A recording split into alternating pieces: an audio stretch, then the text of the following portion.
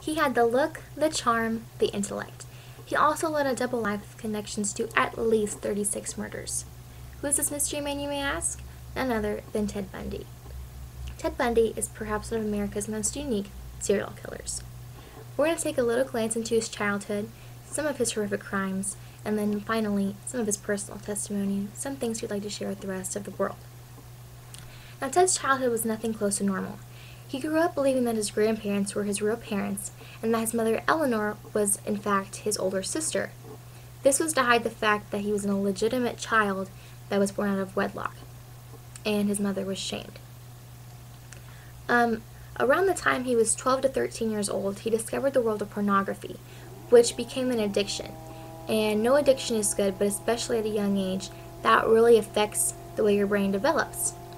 It was also around this time that Ted's mother, Eleanor, now according to biography.com, it's not sure when Ted discovered his real birth story, but eventually he did discover that his mother is Eleanor, and she took him to live in a different state. She had met a man named John Bundy, and she later married him, and that became Ted's stepdad, which is where he got his last name from. But Ted was not close to either of his parents. He had, in fact, kind of distanced himself. But other than that, there was nothing really out of the ordinary for his characteristics. He tended to be good in school. He was popular. He fit in. He was outgoing. Nothing seemed indifferent about him. According to Crime Feed, though, there is one story that is very unique. That is that 3-year-old Ted placed knives around his sleeping aunt's body, and when she woke, she found Ted standing at the edge of her bed, staring at her while she slept, which I find extremely eerie and just disturbing. And speaking of eerie, Ted's crimes do, in fact, give horror stories a run for their money. Ted, we know, was involved in at least 36 murders. But according to John Brown, his defense attorney, Ted had admitted to committing at least 100, but he only was prosecuted for 36.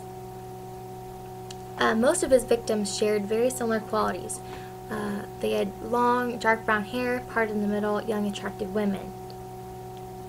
All of his crimes were brutal, but not all of them did end in death. One instance was of Joni Lenz. She was an 18-year-old girl who was beaten with a crowbar by Ted and then sexually assaulted with a piece of her bed frame. She suffered brain damage, but she did not die.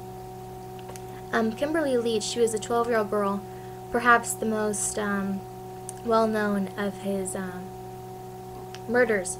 She was only 12 years old, abducted from a playground, caused a lot of public uproar.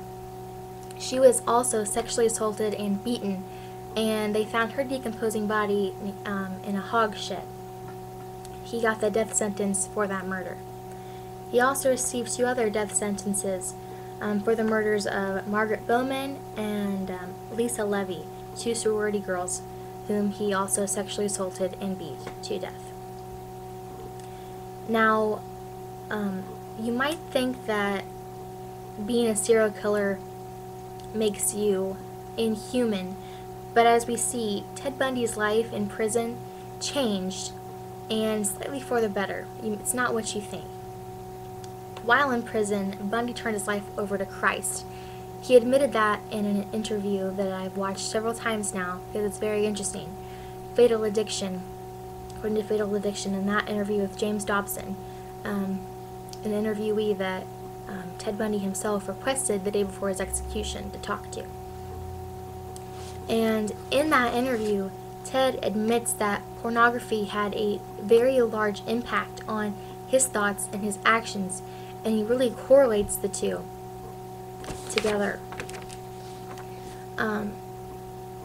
Also in the interview, Ted wants to make clear that he did in fact feel remorse and feel guilt, and he only wishes for forgiveness from the families of the victims that he had harmed.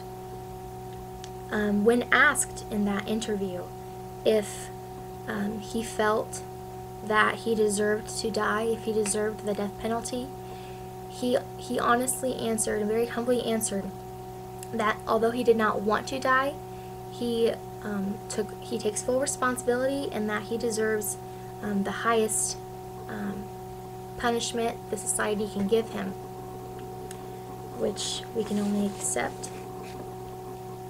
He was a very smart man, a very decent man in the beginning. He had so much to live for. He was going to school for law. He had a degree in psychology. He was very charming and attractive. He was just truly a nightmare, dressed as a daydream in society. And we can attribute his psychological issues to the fact of his strange upbringing, his addiction to pornography. Those are just small pieces of a very large unsolved puzzle we may never understand.